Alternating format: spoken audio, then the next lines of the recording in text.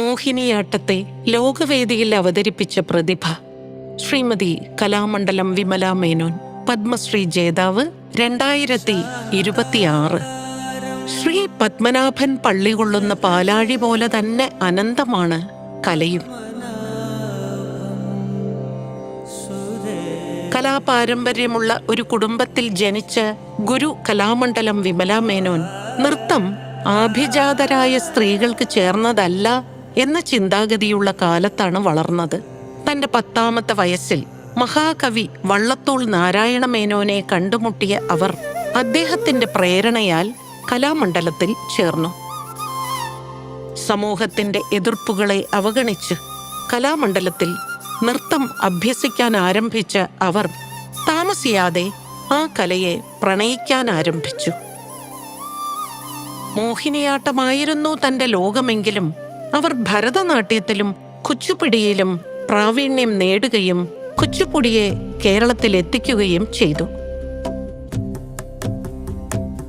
ഇതോടൊപ്പം ഗുരു കലാമണ്ഡലം വിമല മേനോൻ കേരള നാട്യ അക്കാദമിക്ക് തുടക്കമിടുകയും ഒപ്പം മോഹിനിയാട്ടത്തെ പരിഷ്കരിക്കാൻ ആരംഭിക്കുകയും ചെയ്തു.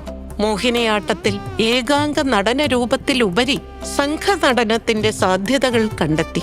ഒപ്പം പുരുഷ കഥാപാത്രങ്ങളെ അവതരിപ്പിച്ചു. കുടുംബത്തിന്റെ പിന്തുണ എക്കാലത്തും അവർക്കൊപ്പമുണ്ടായിരുന്നു. ഇന്ന് മകളിലൂടെയും പേരക്കുട്ടിയിലൂടെയും ആ കലാപാരമ്പര്യം തുടരുകയാണ്. ഇപ്പോൾ 84 വയസ്സുള്ള ഈ സമയത്തും മോഹിനിയാട്ടത്തെ ജനപ്രിയമാക്കുന്നതിനുള്ള ഉത്തരവാദിത്വം ഏറ്റെടുക്കുന്നതിൽ അവർ വളരെ സജീവമാണ്.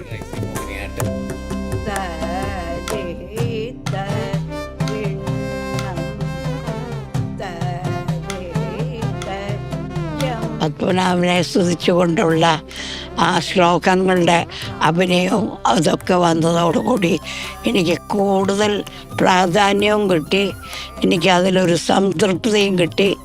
എന്നെ എല്ലാവരും അംഗീകരിച്ചു.